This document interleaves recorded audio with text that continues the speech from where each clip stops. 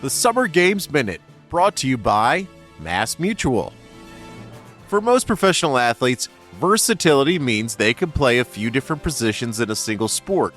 For Babe Dietrichson-Zaharias, versatility means dominance across the entire spectrum of sport. In the 1932 Summer Games in Los Angeles, Zaharias won gold in the 80-meter hurdles and the javelin throw, plus she got a silver in the high jump. Running, throwing, jumping wasn't enough for Babe, so she became a competitive billiards player, then jumped into professional golf, winning 10 major championships, all the while making a few pitching appearances in Major League Baseball spring training games. MassMutual understands the nuances in how women want and need to manage their finances. With quality product solutions and guidance, a MassMutual financial professional can help you plan for both short-term and long-term money goals. Learn more and get started at massmutual.com.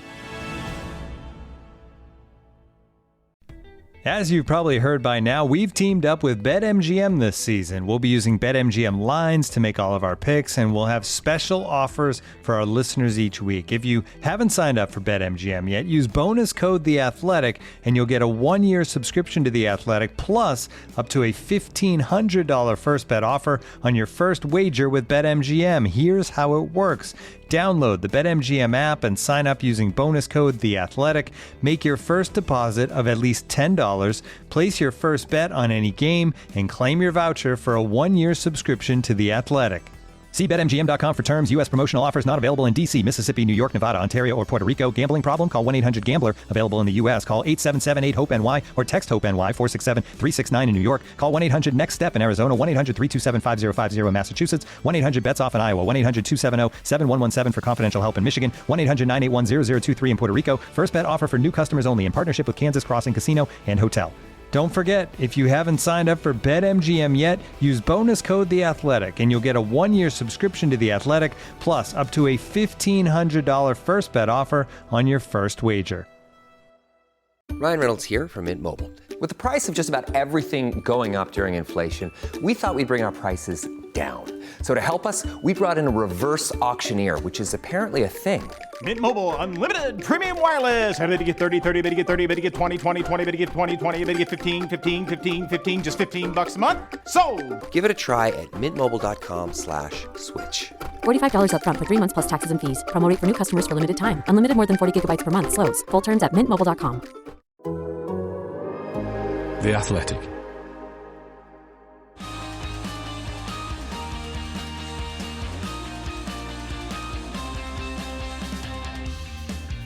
The race is on, and as the 2024 F1 season starts getting very interesting, could we be seeing the start of the wins being shared around more at the front? And is pressure building on Sergio Perez as a result? I'm Edd Straw, and joining me to answer those questions and many more posed by our listeners are Ben Anderson and Josh Suttill. Well, Ben, we'll bring you in first. A brief moment between Imola and Monaco. Back-to-back races in Europe. This is like classic F1, isn't it? Yeah, absolutely. Back to the old school circuits, gravel traps at Imola, barriers at Monaco, races thick and fast, time zones that aren't horrendous for working practices. What's not to like? Absolutely, yeah. It's a good run, and of course we got to go to Canada as well and Spain. So yeah, it's a bit of a historic run of races, which is never a bad thing. And Josh, are you looking forward to Monaco? You excited about that? Yeah, absolutely. It'd be my first time going there, so I'm excited to see what it's really like, peel behind the curtain of all the glitz and glamour and get down into the car parks. And, onto your party yacht, Josh. That's what you'll be doing. Exactly. We'll be on a rowing boat and be making Scott do most of the rowing, that's for sure. I did suggest to Josh earlier that he was planning to spend most of his time at Monaco getting influencer photos of him luxuriating on boats, quaffing champagne, etc. That's what we're expecting in this weekend. So, Scott's going to be very busy on the photography, that's for sure, and it's not going to be of the cars, but of as many shots of me sipping champagne as possible.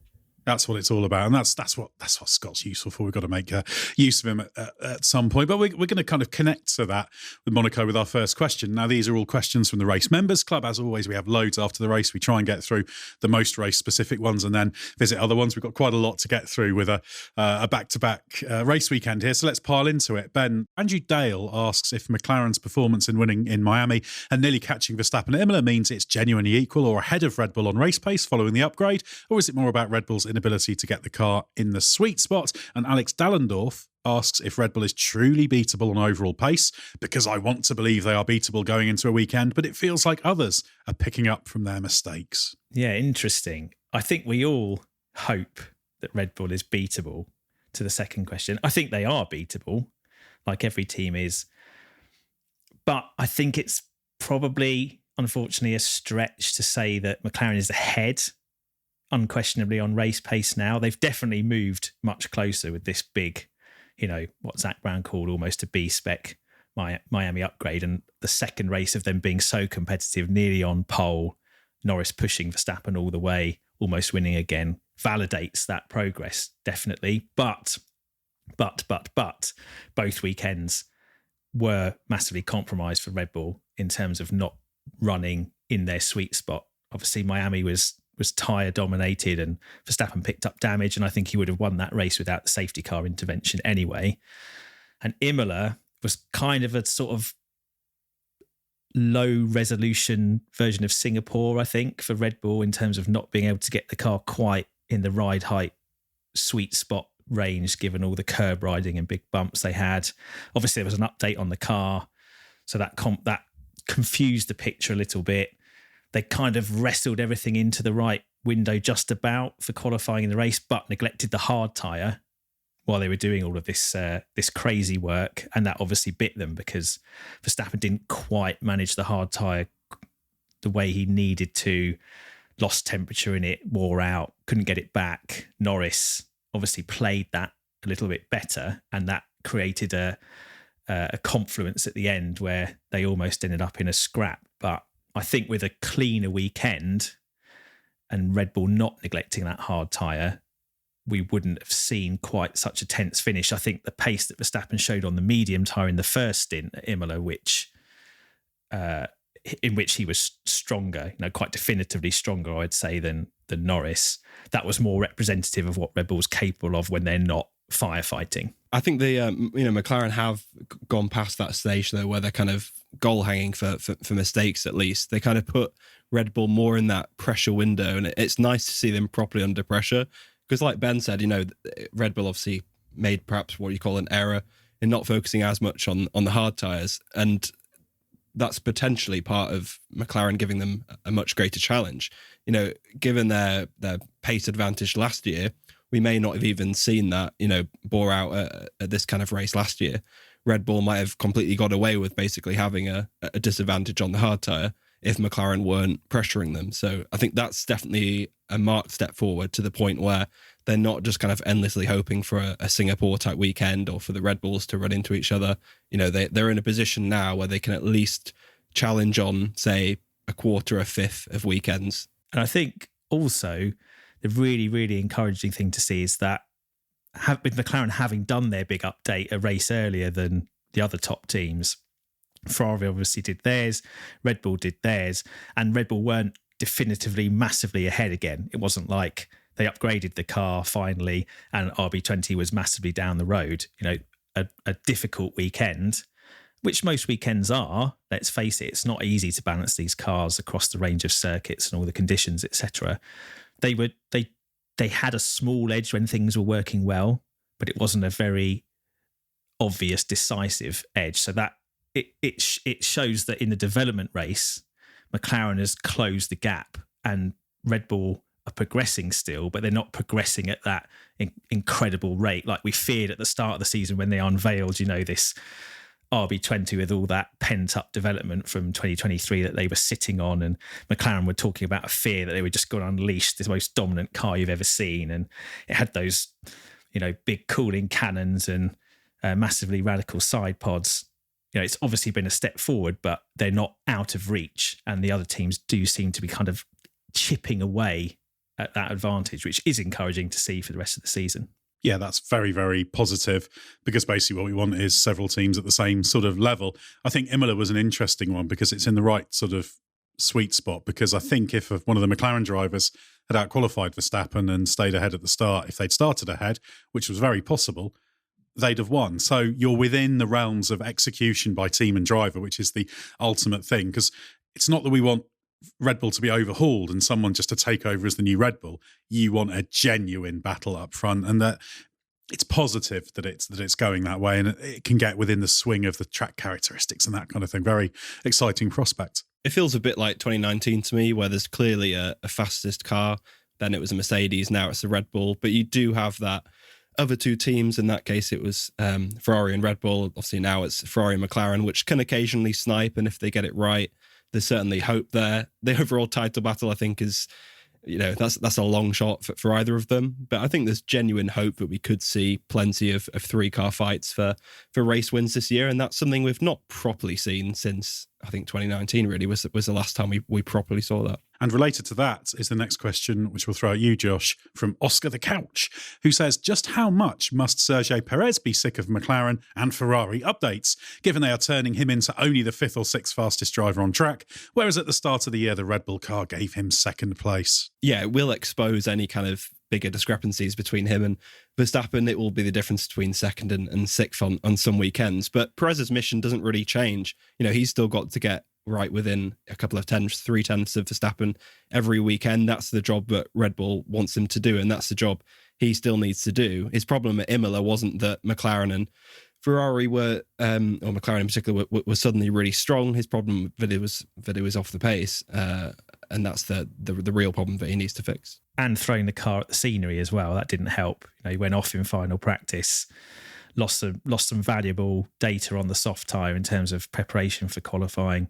If he'd been in that 2 to 3/10 window, which Red Bull has set, like you mentioned, Josh, and which he has been at times this season quite impressively, he would have been about where the Ferraris were, I think, in qualifying, which is not great because obviously Verstappen's on pole with the McLaren's just behind, but he would have been close enough to be in the mix and playing a role in terms of affecting the McLaren race, especially with Piastri penalised. And the fact he wasn't there was a sort of worrying return to the kind of indifferent form that we saw in 2023, which he appeared to have left behind at the start of this year. Yeah, we'll find out, was Imola a blip or not? And Monaco is quite a good test for that, because if you remember last year, he had an awful weekend there. There was balance problems, crashes, really bad incidents and stuff. Obviously, the year before was a lot more successful. So, yeah, I think Monaco would be a good test to find out whether or not this is the start of a pattern, or hopefully he can get back to that strong form that he showed at the start of the year. Well, related to that, a question I'll take from Adam Royal Waite, who says,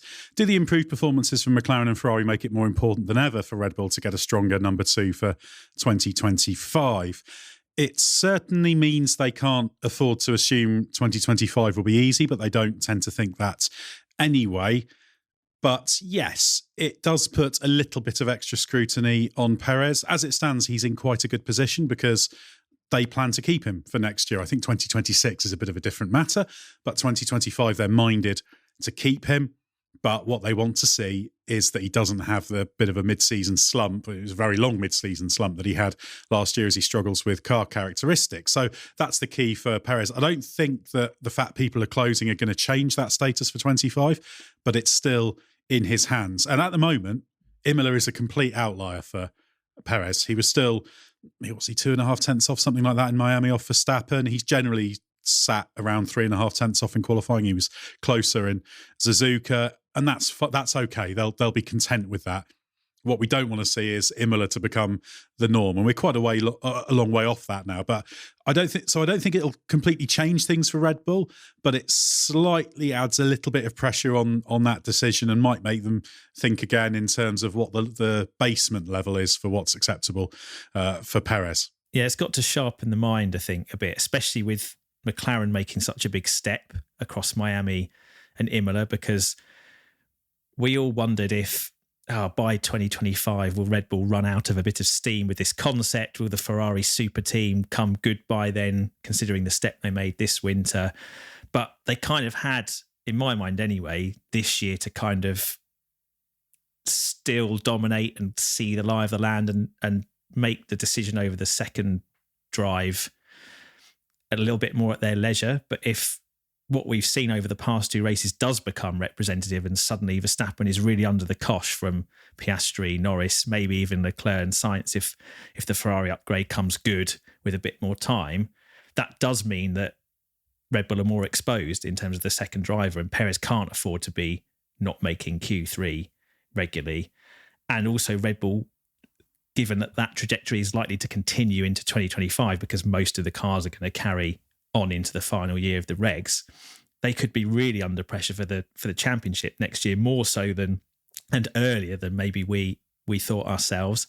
So Perez has to make sure this isn't a blip, and Red Bull probably can't relax into their, keenness to keep him quite so comfortably as they could pre-Miami. I'm sure they already have been, but obviously they need to be looking for other options. I think it's sort of difficult, especially for 25, because a lot of the drivers you could put in there and that could do that job have already signed up, or they've just signed long-term deals with other teams. You're looking at Carlos Sainz as the obvious one who could do the job there, but it's still a case of, does Sainz want to go up against Verstappen versus leading a team like Audi? Well, and does Verstappen want to go up against Sainz as well? That's the other thing, isn't it? Exactly. And that does limit their options somewhat, because outside of that, who else have you got? You've got Tsunoda, who's performing well, but Red Bull still don't seem interested. Will that position change if Perez's form starts to dip and Tsunoda's form continues to rise? Ricciardo's not an option really, I don't think, based on anything we've seen this year. So, there's not really an obvious option sprouting up there. There's no mega young star like Antonelli that Red Bull has on its books at the moment. So, yeah, I think their tricky position will only get tricky if this blip is anything like a pattern. And even if it isn't, I think they're still in a bit of bother. Even if Perez is within a couple of tenths, 3 tenths every weekend, they still might want to look for somebody else who can get closer and be that driver who can get in that really small gap that McLaren and Ferrari are closing up between Verstappen and the rest of the field. The positive is for Perez that Imola was a very tricky weekend. There were good reasons why he was struggling. Obviously, Verstappen managed to recover. Perez didn't do a great job, but it wasn't like some of those weekends last year where things were going fine for Red Bull and he was all over the place. So at the moment, it's a blip, but obviously that's exactly why Red Bull hasn't done the deal yet.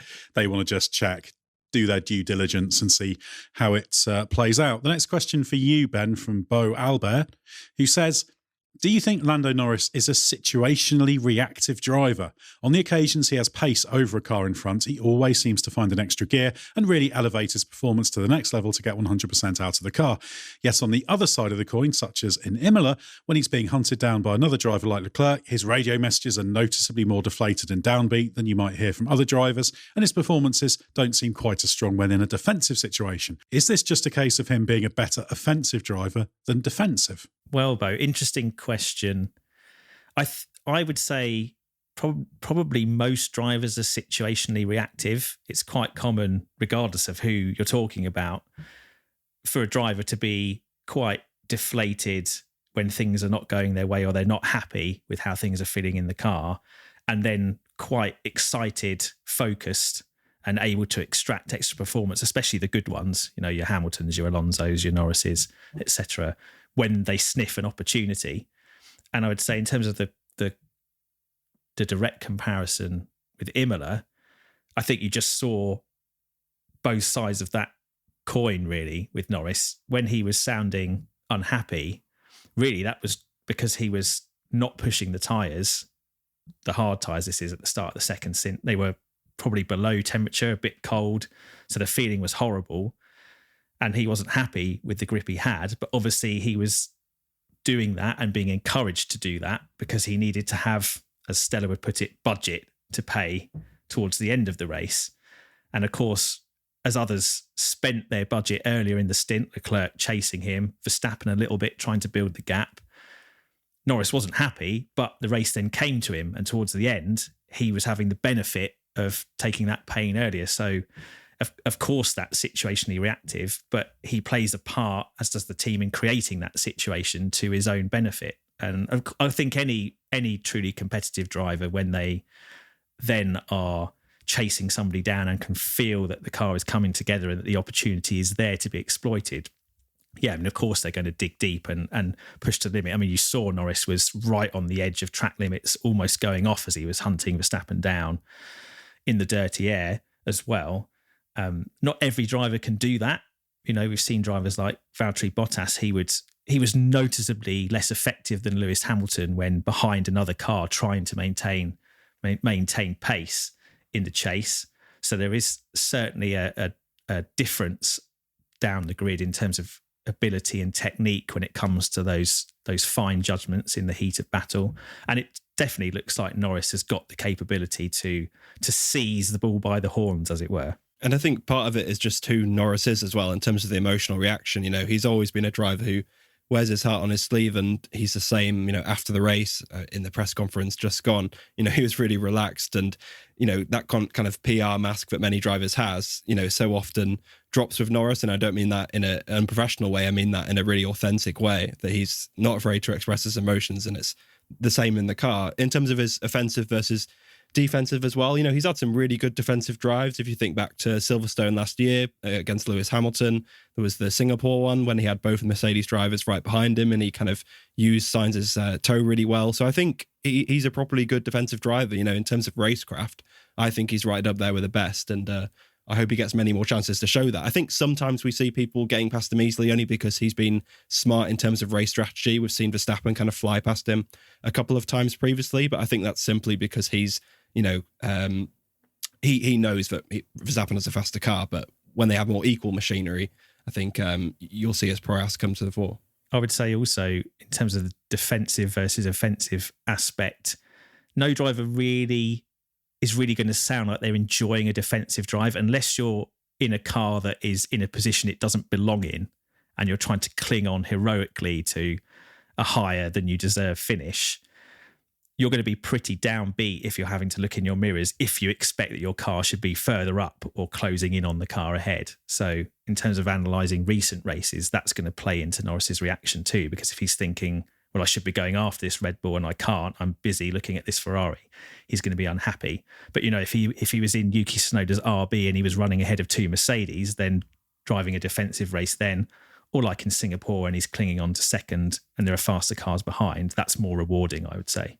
The next question, which I'll fire at you, Josh, is from Benjamin Tampan, who says, who do you see as F1's next new winner from those on the grid now, for example, Oscar Piastri or someone else? Yeah, Benjamin's caveated the question well there, saying those on the grid, because my answer may have been Antonelli as a shout for the next winner. Now, Piastri, he's got to make the most sense, right? McLaren has a race-winning car now, so Piastri, if he can get everything right, if it can be on one of those weekends where McLaren have a race-winning car, Piastri is the obvious choice. I was looking down the rest of the list, and honestly, without a severe outlier before 2026, which could jumble the order, I don't really see any of those drivers having a shot at victory unless something, you know, truly Ocon or Gasly, Hungary 2021 and Monza 2020 kind of level of craziness happens. There's just no opportunity for them, unless either of you would like to disagree. Well, I would say probably Alex Albon is a driver capable of winning a race in the right circumstances, but a bit like your Antonelli punt, I mean, how many years is he going to have to wait before those circumstances come to him? I don't think Williams is going to be a winner in the next few years. If Antonelli gets onto the grid, he's not going to be winning races in that Mercedes straight away either. So I think the question answers itself, because Piastri looks the most likely in terms of having the ability, and also he's in the best situation in terms of guys who haven't yet won races but could in the near future. Other than that, I think you're relying on what happens in 26, aren't we? And if that shuffles the order and gives anyone a chance, if we believe Toto Wolff's pitching to Verstappen, but Mercedes is a place to be for 26 and they're going to be really good in the regs, and obviously that's not an easy chance for Antonelli if he gets the seat, but it's certainly one of the most obvious ones, I think, outside of Piastri. It's only 8 drivers on the grid who haven't won a Grand Prix so far, which is quite a small number, but I'd be very surprised if Piastri doesn't win a Grand Prix this year, provided McLaren still remains close enough to be a nuisance. He's absolutely up to doing that, and he could have done it at Imola with that qualifying lap being that little bit better, without Verstappen getting the toe, without the grid penalty. Who knows what may have been possible? We may even already be talking about him as a Grand Prix winner. I think we will before too long. You know we love talking stats here at The Athletic. Here's one that's super simple to remember. Discover automatically doubles the cash back you've earned on your credit card at the end of your first year with Cash Back Match. That means with Discover, you could turn $150 cash back to $300. That's right, you could put it towards some memorabilia you've had your eye on or treat yourself to a premium sports network. You earn and Discover doubles. See terms at discover.com/credit card. We'll get back to the pod in a moment, but first of all, let me tell you about Grammarly. Email, Google Docs, Slack, you write across multiple platforms and places during your workday, so delivering consistent, high-quality communication everywhere is key. Grammarly is an AI writing partner that helps you get work done faster with high-quality writing for better projects, proposals, presentations, and more. Best of all, Grammarly works where you work, so you can get more done no matter what tools you use. As a journalist and podcast host, I'm constantly writing and rewriting copy and drawing up scripts. It's part of the job, and Grammarly helps make it faster. It's got some really cool features like tone suggestions to help you strike the right balance between direct and friendly in work emails. Plus, Grammarly has a ton of other great features like advanced spelling, grammar, punctuation, and conciseness suggestions to ensure your writing is professional, mistake-free, and clear. Get AI writing support that works where you work. Sign up and download for free at grammarly.com/podcast. That's GRAMMARLY.com/podcast. Easier said, done.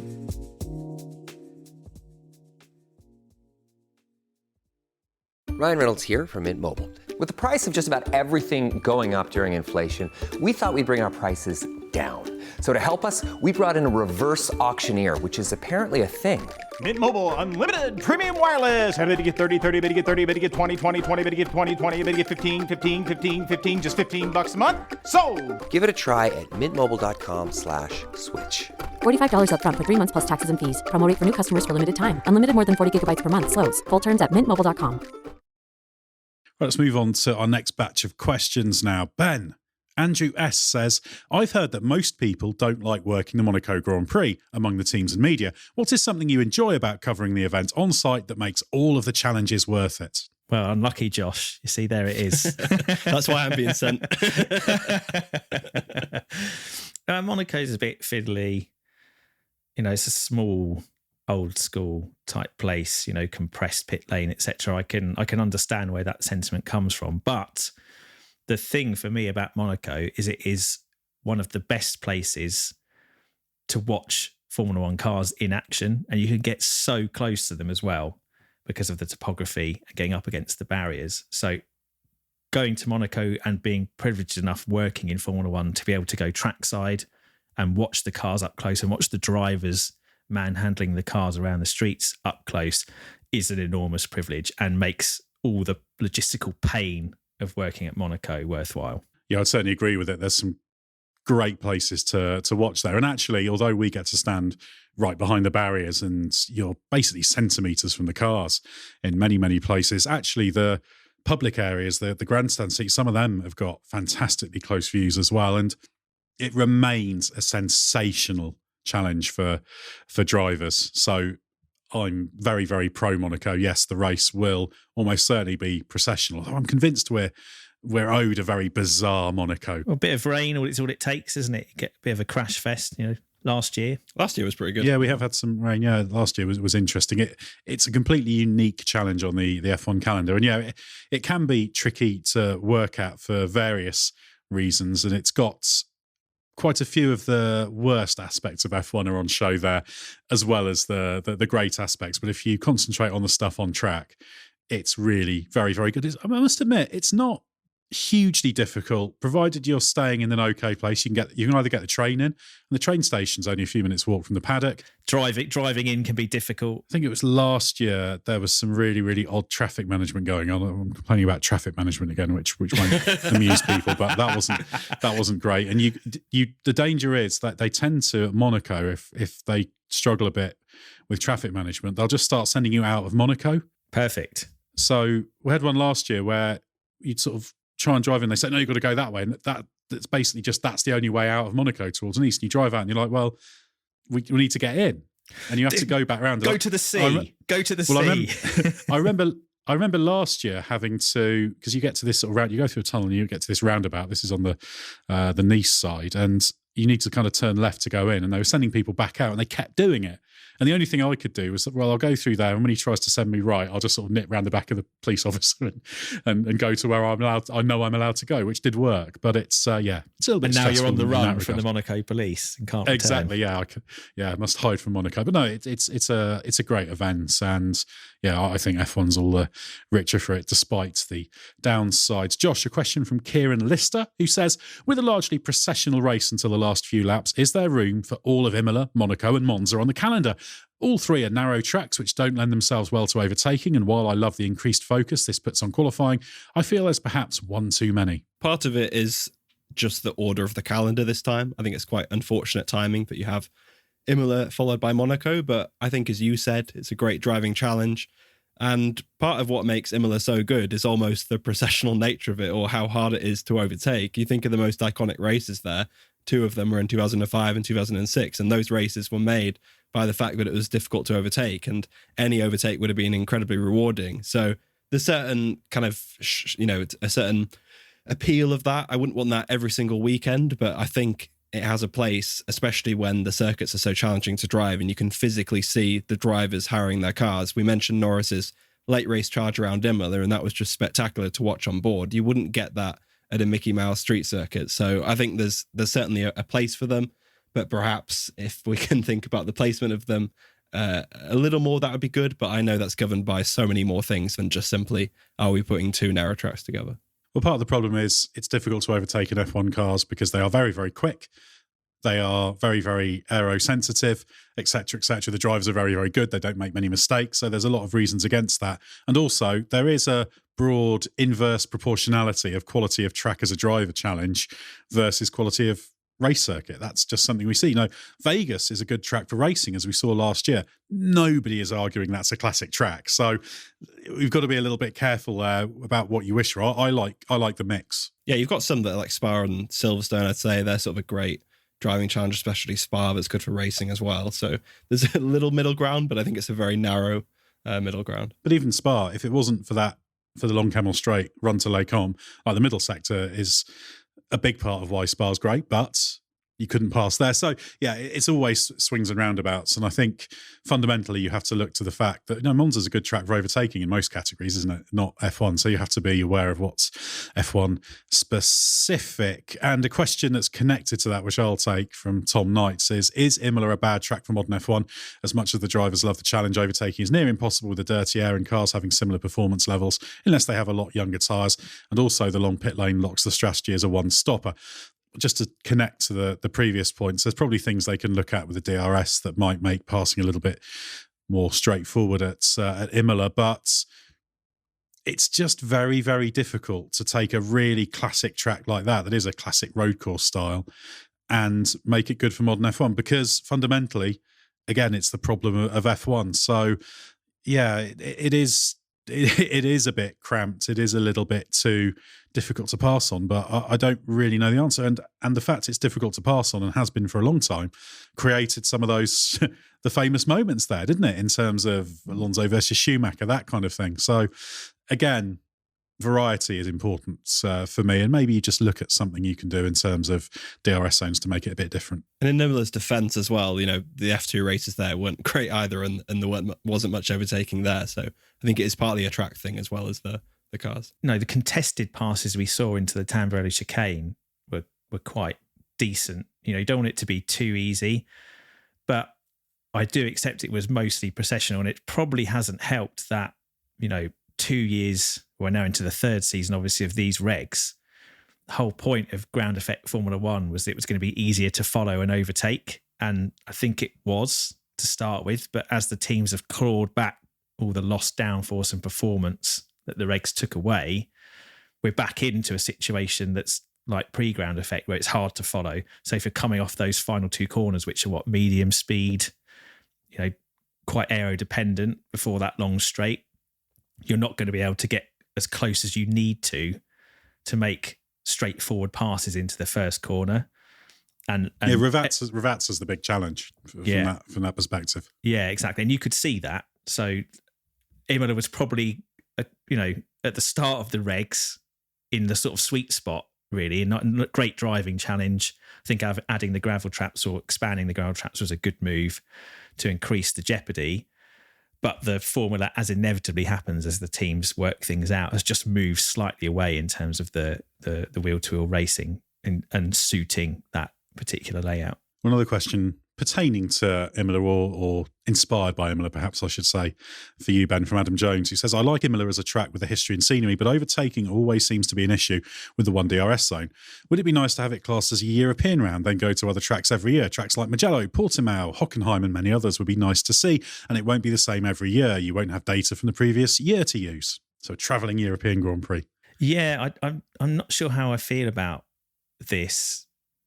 I think it's a good idea from the point of view of being able to visit more of these classic or interesting European circuits, because there are many, some of them mentioned there, that are either not on the calendar anymore permanently for a long time, or have been on the calendar recently as an emergency stopgap, but don't have the money to be able to afford a, year by year deal.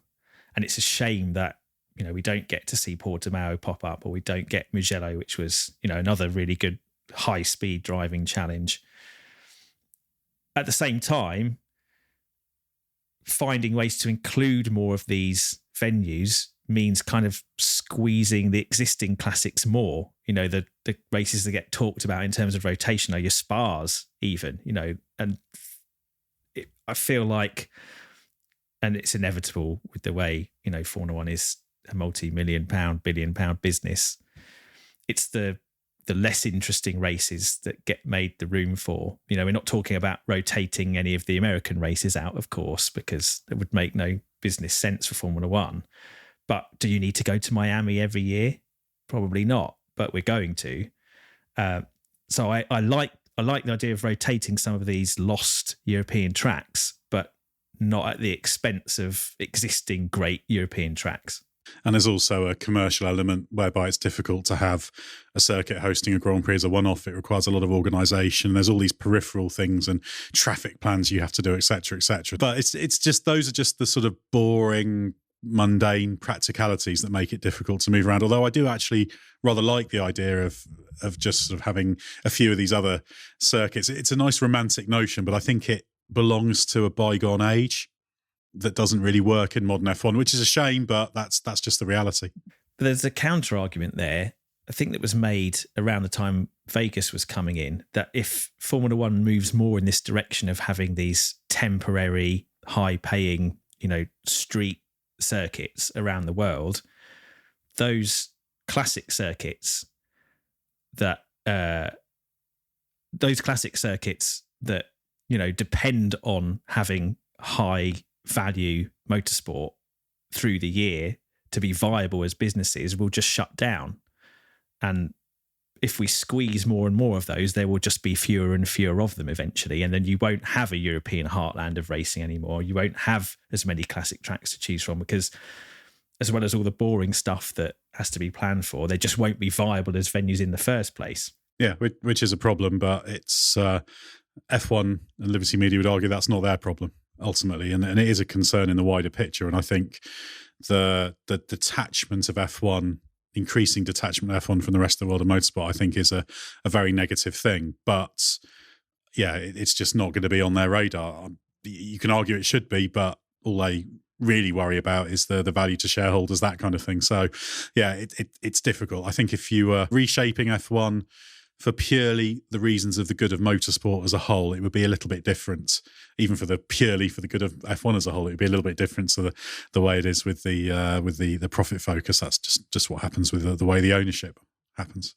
But interesting that when the chips were down and Formula One needed a restart project during COVID, it was classic European tracks that were called upon to save the day. Existing infrastructure. Yeah. Exactly. Yeah. And it was great that F1 did. I went to the race at Algarve, for example. And it's just great to see a Grand Prix there. Really, really, really good. So yeah, it's a big, broad question, that one. So I think the answer is nice idea, but probably impractical for the mucky realities of the real commercial world. Josh, a question from Via Nikari, who says, why is gravel not a good enough track limit? For many years, we have heard moaning that we need more gravel, and when we get it, it still leads to track limit violations. I can certainly have some sympathy with the question. I think in some cases, a bit more common sense would be good.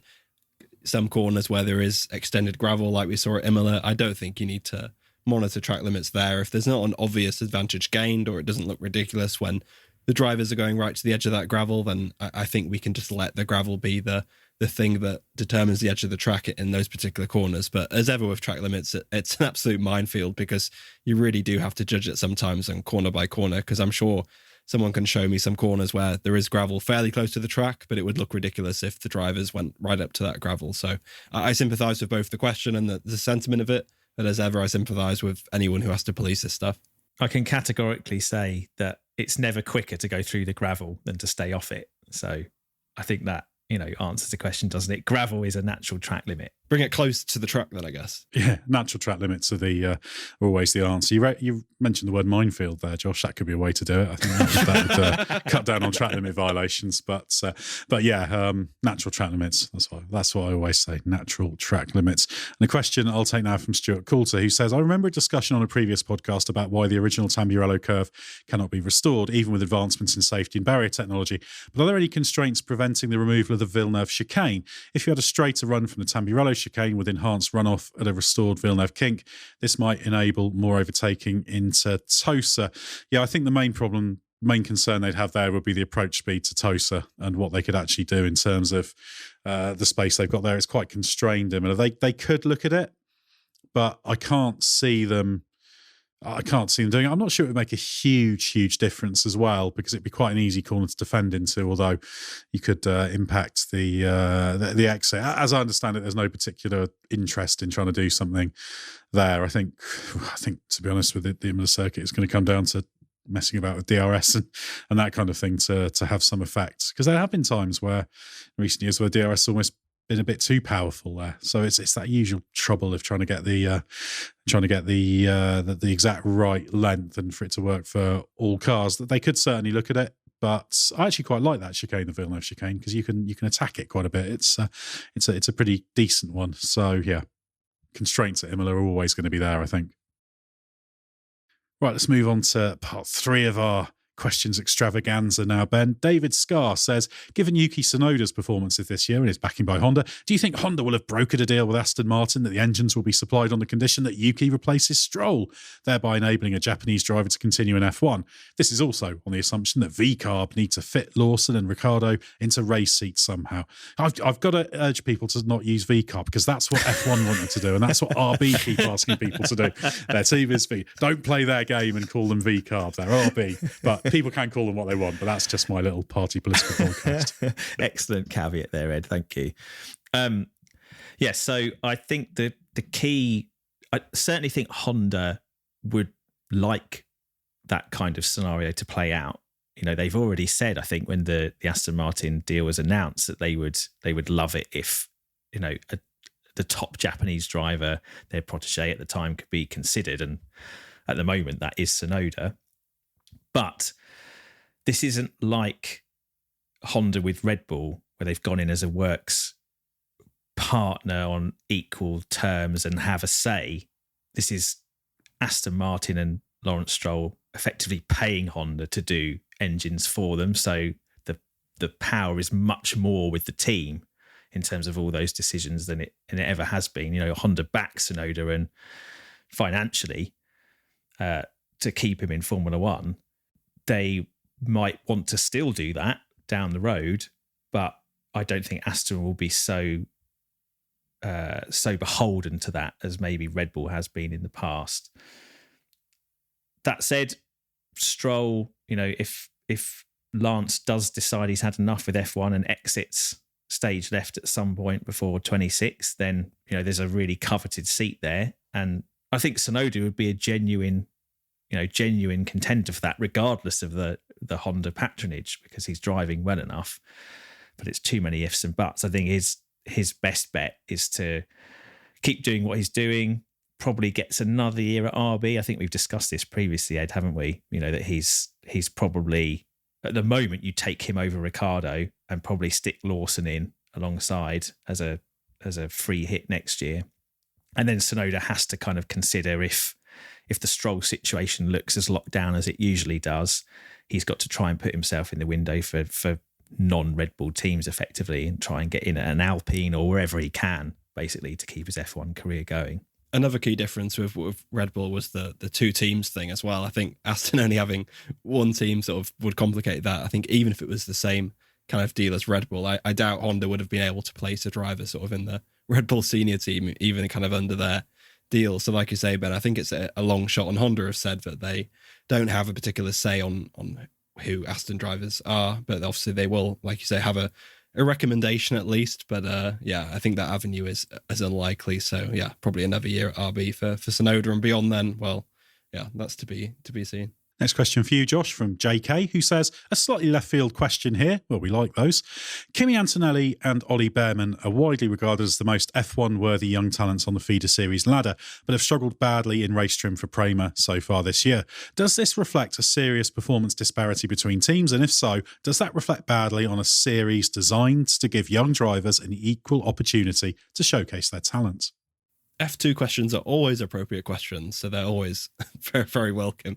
But on this one, I mean, there's always been big disparities between the teams in F2. It's a spec series, yes, but differences between the teams has been a thing in junior single-seaters for as long as junior single-seaters has been a thing. So, that's something that still exists now. And I think Prema's performance this year has definitely been not nearly as bad as it looks on paper. Yes, the results have been really bad, but if you kind of dig into it a little bit more, their pace hasn't been too bad. I mean, Behrman was still second in qualifying at Imola, and he was leading the race until he had a couple of stalls in the pit lane, and that completely ruined his race.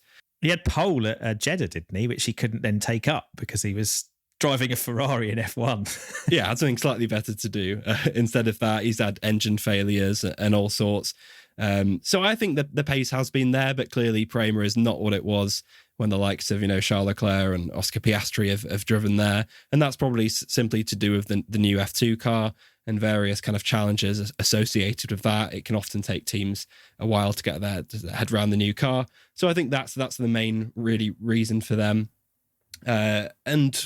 Yeah, it's a tricky one really with F2. Like I say, we've always seen these team disparities, and it does somewhat cloud what teams are able to judge. But we were thinking about this over the weekend, a couple of my colleagues, and it's kind of then hard to come up with what would be a perfect solution or replacement. It's kind of part and parcel, I think, sometimes of what comes with junior single-seaters. It's hard to have an alternative where everything would be equal, because you need competitive teams. You need people in those teams who are pushing for every tenth of a second, young engineers, young race strategists who are really pushing. It's highly competitive. It's by no means just a school for drivers to learn in and everyone gets an equal chance. It's a proper competitive race series, and I think that's fundamentally very hard to change. So yeah, they've got a tough challenge there, and I think, unfortunately, I can't see it really changing anytime soon. The only thing I would say, it's the first year of the new cars, so as with F1, we can expect a level of convergence, and I'm sure those disparities will close up as time goes on.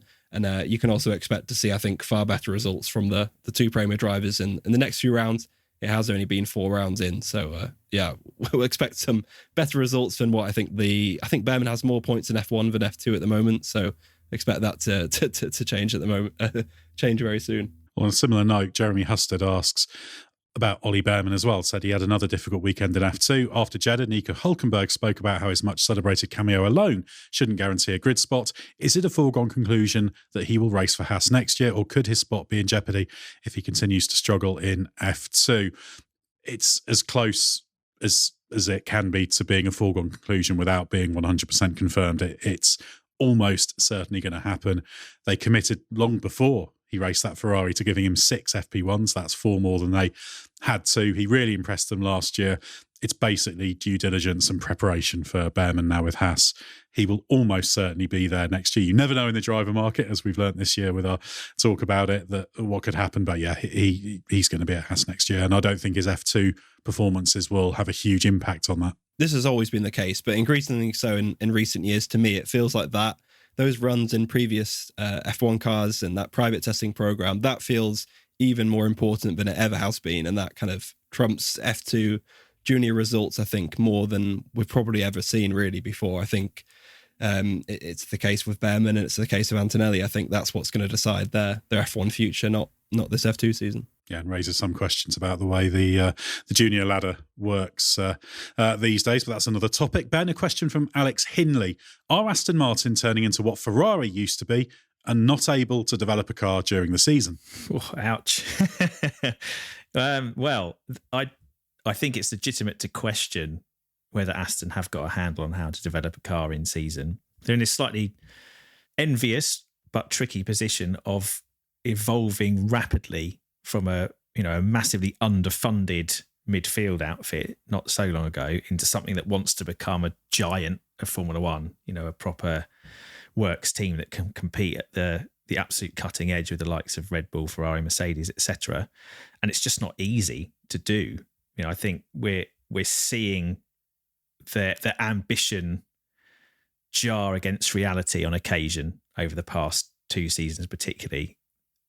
Austin, Mexico last year was a good example of that, losing their way a bit, but then impressively finding their way back out of that mire by mixing and matching and coming back on a few things. You would have hoped that this season would be better. I think they made a modest step over the winter with a bit more time to kind of go over things, collate stuff, etc. But what we saw at Imola was a cloudy picture because Alonso had such a shocker of a weekend.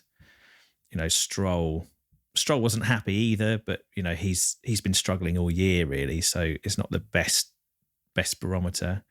But it's unfortunate when so many teams bring updates and your immediate high-end competition all make quite clear steps. Okay, those steps kind of neutralised each other, but nevertheless they did, Mercedes included, and Aston just didn't really go anywhere with their car. They were struggling to make it back into the points and get back to kind of their baseline, which is bottom end of the top 10. If arguably you could say that's lower than the baseline Alonso's managed, but obviously he was out of the picture. So yes, I am concerned about this from Aston Martin. It seems like that's their biggest weakness, that they aren't really quite able to get a handle on how to develop the car through the year. They seem to have quite a good handle on how to conceptualize the car under these rules. They had a really good fist of early 2023, but also, as I've said before, they were slightly flattered then by teams like Ferrari and Mercedes underperforming quite badly, and now more teams and McLaren as well are really getting their act together in that top group. I think Aston look more exposed. Yeah, it's a little bit worrying for them. And in fact, there's another question related to them, Josh, from Alexandra Ask Gullstrand, who says, the Aston Martin upgrades seem not to be working, while the V-Carb seems to consistently improve. What are the chances of V-Carb overtaking Aston Martin in the constructors' standings by the end of the season?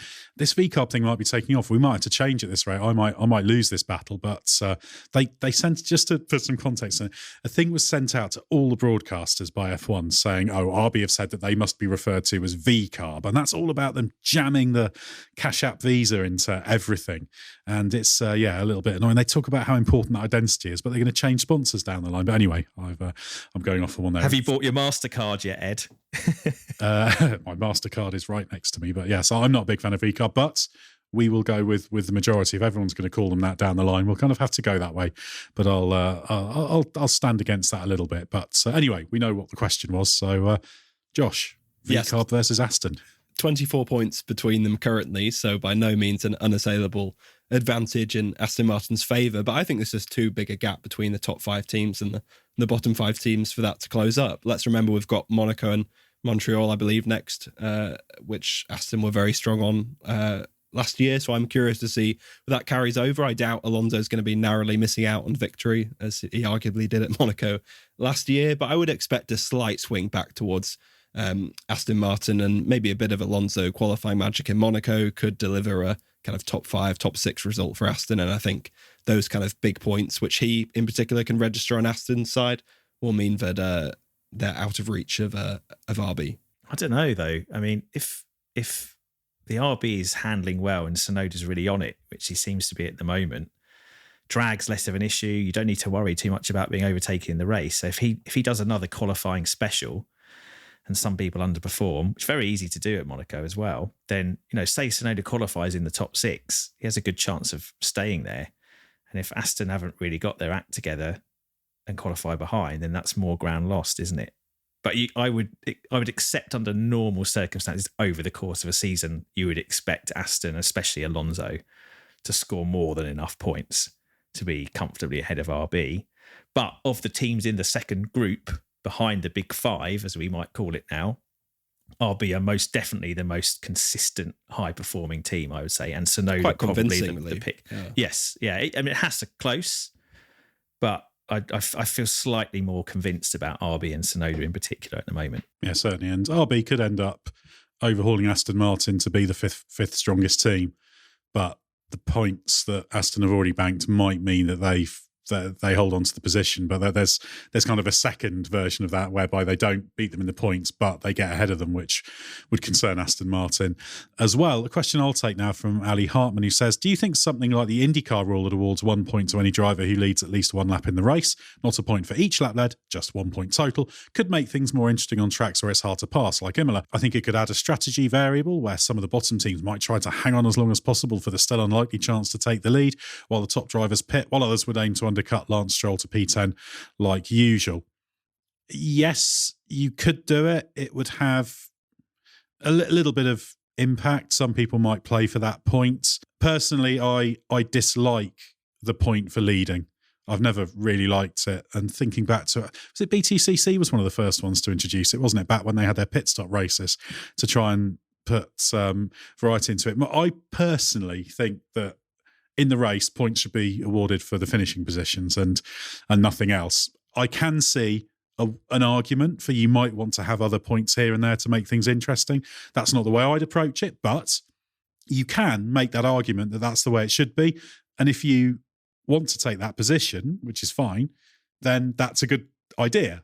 But I personally don't like that position, so I wouldn't do it. Josh, me and Ben are against it. What do you think? Well, let's think back to the 2013 Spanish Grand Prix when, this is the one that sticks in my mind, Esteban Gutierrez in his Sauber led the race for, I think, 1 or 2 laps. So I think that kind of highlights how ridiculous this rule would be.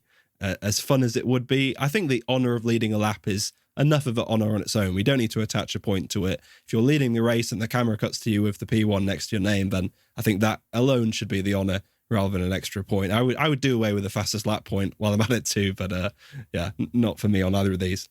I'd also like to point out that Esteban Gutierrez has actually led 2 whole laps, not even just 1 in that race. So, that's just massive business, isn't it? Yeah, it's a funny thing. I mean, I think the race has to be looked at like a race, and you could throw in all these sorts of things. I don't like the fastest lap point because for me it's too situational. It's a point you can be locked out of by doing a good job, and actually a point you can get access to by doing a bad job sometimes. So yeah, I'm wary about that, although yeah, valid. George Russell wasn't very happy about his fastest lap point in Imola, was he? He's sacrificing his result to Hamilton to go for it. I think he hopes it didn't exist. Yeah, exactly. Because teams can calculate, well, actually, we can protect our overall position and maybe be overall better off if we just target this thing. I think it has an unnecessary, undesirable effect on the ends of races too often. And we shouldn't just be handing out these kind of bonus gimmicky points for, notional achievements that don't really mean very much. I think the difference in IndyCar as well is it's weighted against a lot more points being given out. So it's far less egregious to have an extra point for leading a lap compared to F1 where there's only 25 for the win. Yeah, that's a very, very valid point. Very, very different kind of scoring system there. Ben, a question from Ed R Gaming, who says, what is the difference between a race engineer and a performance engineer, and what are the responsibilities of their roles that allow Charles Leclerc's performance engineer to move straight into a race engineer role? Well, this is a good question. And in order to answer it fully, I asked my sister Jenny, who used to work in these kind of roles in junior single-seaters and has worked in MotoGP for KTM and famously and a faster racing driver than you. And now works in, Superbikes for BMW. It is not faster than me as a racing driver. Oh, he couldn't leave it. I can't leave it alone. I'm not going to leave it alone. So essentially, one kind of leads into the other. So the performance engineer is more data focused. It's about downloading the data from the car, going through it, looking at it closely with the driver, overlaying it with the other driver in the team, figuring out where gains can be made in terms of driving, but also in terms of, setup pointers or whatever. So feeding into that side of the engineering, the race engineer has more of an overview. So they will take that analysis. They'll also talk to the tyre people, suspension people, however many other performance elements are relevant from the car. And then they will make overall decisions in terms of, which direction to go in, what to change, what to prioritize. So it's kind of a natural thing that a good performance engineer who has a good relationship with the driver and knows how to exploit their particular strengths and minimize their particular weaknesses would then try to look to evolve into a slightly more global race engineering role when the time was right. An excellent answer to an excellent question. Josh, a question now from Mark Martin. Why didn't the stewards investigate Verstappen for swerving towards Hamilton during practice at Imola? Yeah, this was the incident that Lewis Hamilton apologised for. Quite a rarity, really, to see a Hamilton and Verstappen incident ending in a amicable apology, and I think that's why it wasn't really investigated. I think Verstappen kind of let it go. He was, I think, just not really a priority, given that it didn't really have a massive impact. So I wasn't too concerned it was investigated, but equally, if it was, I think that'd have been fair enough. It was one of those sort of marginal ones. We don't need any more Hamilton Verstappen investigations. Okay, there's been enough.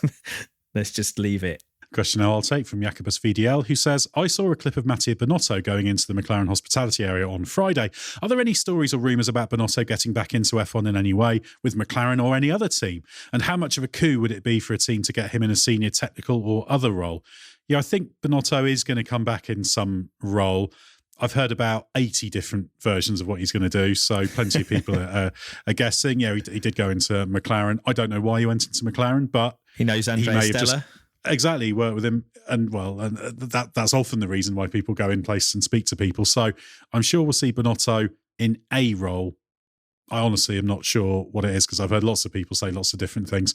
I imagine he's had quite a few different talks with different people about the possible position he can take, and he can afford to be patient, because with his CV and the former Ferrari team principal, there'll be plenty of opportunities for him. And the one thing I do know is he's likely to hang on for the opportunity he thinks is best for him, but he's got plenty to offer. It seems like a new kind of social media trend of who's going in who's motorhome is kind of picking up a lot of traction, I think, over the last 2 weeks. But I think that's how frenetic the silly season is. If I was looking for a contract, and I'd go into every motorhome. If I was a driver sort of in demand, I'd be having a very public chat with everyone, because it just kind of, reminds everybody that, I've got quite a few options, and I think you should pay me a bit more or you want my services.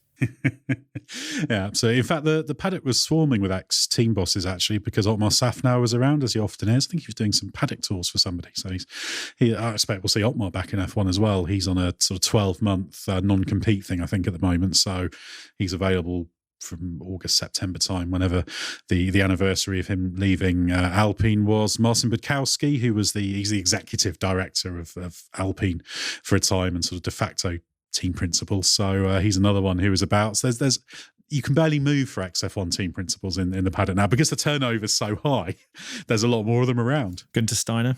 Yeah, he's around. I didn't see him at Imola, but obviously he's quite evident. He was very evident in Miami, certainly. So, if you need an ex-F1 team principal, there's plenty on the market, and I suspect that will continue to be the case, given the slightly more revolving door approach.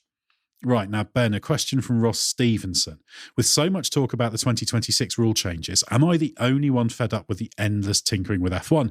We go through new rule cycle after new rule cycle, and it has never created drastically improved racing. It usually shakes up the order at best and typically produces a new dominant team. I understand changes need to be made to improve sustainability and introduce new technology, etc., but do you think the racing could actually improve if things were stabilised for longer? In terms of improving the racing, I guess it depends on whether you mean wheel-to-wheel overtaking or whether you just mean close competition. I think it's fair to say that the more stable the regs are, the more you get compression and the field closing up, particularly on the chassis side.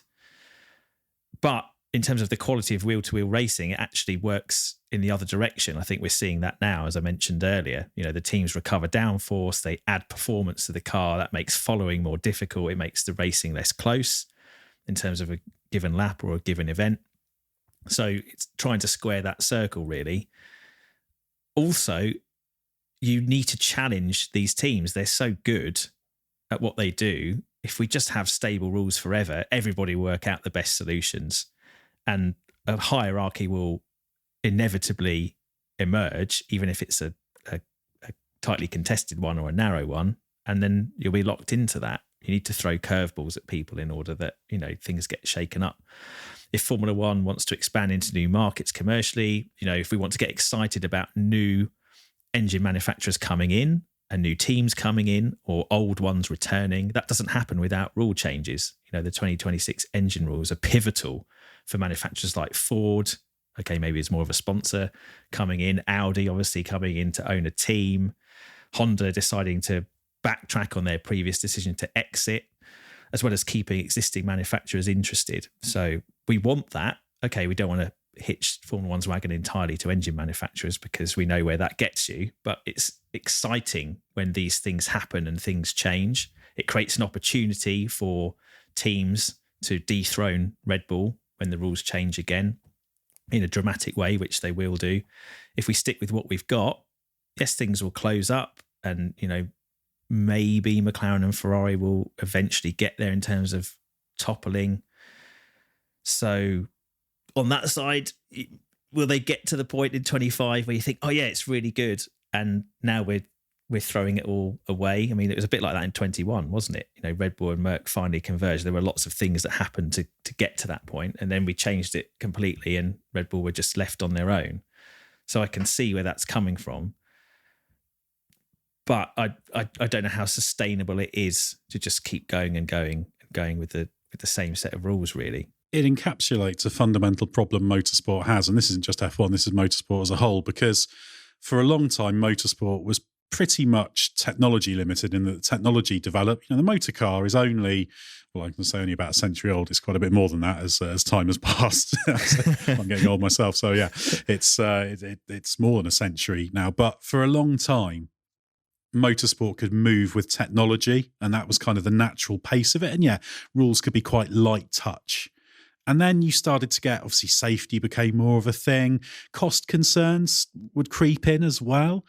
And then you start to get technology limitations coming in because you're concerned about the cost as well. And then you get into the narratives about the driver driving the car. And maybe if you think about the driver aids ban in 1994, for example, when active ride and traction control and ABS and even some of these other things that were never really exploited, like four-wheel steering, were outlawed. So you start to get that coming in, and then the desire to create the exciting on-track product has become more and more of a thing. So you have more of these factors because that kind of natural environment, that natural arena that existed for quite a long time, that actually kept motorsport quite interesting because everything was moving so fast. And it's not quite the same now. And I think that's the fundamental problem motorsport has, because in the question it says, am I the only one fed up with the endless tinkering? And it is a little bit irritating that we've now kind of got into this where you have these 4 or 5 year cycles, whatever, that seems to be the norm now. But it's very, very difficult to argue for exactly what should replace that for some of the reasons you've mentioned, Ben. It's just very, very difficult. And I think motorsport is not quite unique among sports, but fundamentally, football, say, the laws of physics remain the same. It's people running around on a pitch with a football, kicking it in the goal is the basic version. And the world doesn't change a huge amount. Yes, the technology changes within it, tactics, etc., but the fundamental rules stay broadly the same. You don't need to reinvent the wheel, certainly every few years, whereas kind of motorsport, because it's such a shifting thing, because it's so technological in itself, you kind of have to, and you have to achieve what kind of on-track product you get. And it's actually really, really hard. We all have strong opinions of what it should be, and we all can very clearly visualize what we want to see, what the end product is, but getting there is really hard. They're just trade-offs, aren't there? You know, there's a trade-off between the on-track closeness of the racing and the convergence under the rules of particular teams. It's difficult to have both at the same time. In the football example, they have recently introduced VAR, and that's had a massive impact in terms of how games are played, the flow of them, and also then the review of decisions. That's actually a really interesting example, because for me, that's a fundamental clash, because that's using modern technology to enforce regulations that were created in a non-technology world where they had to have a little bit of a fudge factor in them to make it possible to judge them. And so you're taking something that's been not necessarily optimized, but it's evolved with, if you like, those pressures and those conditions, and then you're trying to apply absolutes to it, and you can't do it. And there's this tension, and that's kind of the same tension that's there in motorsport, multiplied probably 1,000 times because there's so much more complexity. It's really hard. Yeah, you would think, just having more finite judgment of critical decisions would automatically be better in theory, but in practice it hasn't turned out to be the case. So there's always these unintended consequences as well. And I would say, yes, tinkering can be irritating, but also if you look at 2026 in particular for Formula One, they're actually trying to unpick a few things that Formula One has been rightly criticised over the past 10 years for, the overly complex hybrid engines that, nobody really likes and manufacturers don't want to touch are being simplified in order that more manufacturers will come in and we can have more variety and more engines. That's a good thing. Sustainable fuels, I think, is just, you can't argue against that. And even the question says that, it's understandable. So we have to go in that direction. Well, although even then on sustainable fuels, the concept of sustainable fuels is great, but the practicality and the reality about exactly how you're making those fuels, what the process is, that's really complicated as well. Yeah, but a worthy challenge to put for everybody rather than just carry on in the direction we're going. And then on the chassis side, there's efforts being made with the new rules, even though they're still being finalised, to reduce the weight of the cars, to unpick some of the challenges that have been created by Formula One cars just getting bigger and bigger and more unwieldy, and the knock-on impacts that's had in terms of the quality of the racing. So, yeah, tension on both ends. On the one hand, you could say, yes, simply put, just stabilising everything will pull everyone together and make it closer, but you will then be stuck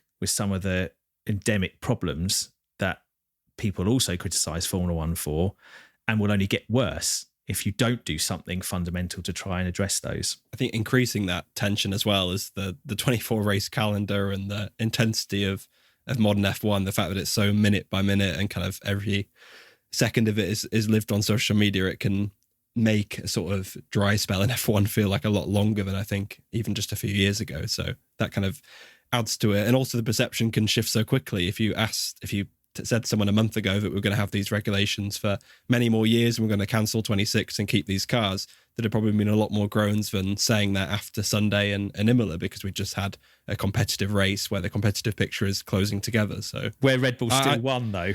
So, it's kind of getting overexcited over, just something little different, bits, isn't it? And so often we've seen it, being way too reactive to a certain race or a certain weekend or event. So I think they're on the right course to at least try something different in 26, and I'm sure there'll be failures within that, but I'm sure hopefully there'll be some success in there as well. Yeah, and you also have to be realistic about what is actually possible, what is achievable.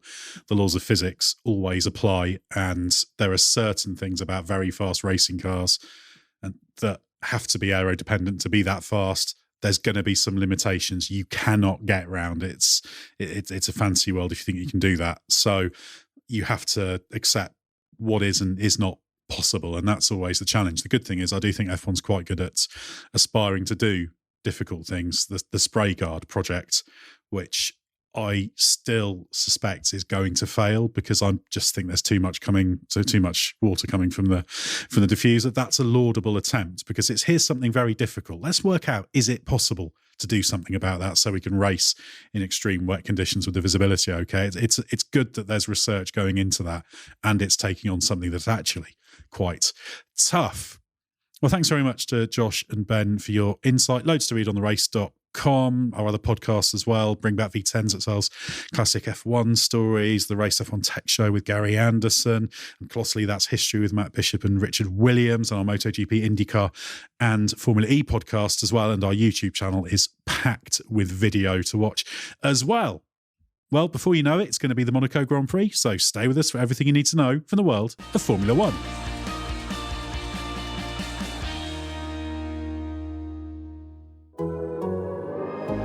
The Athletic.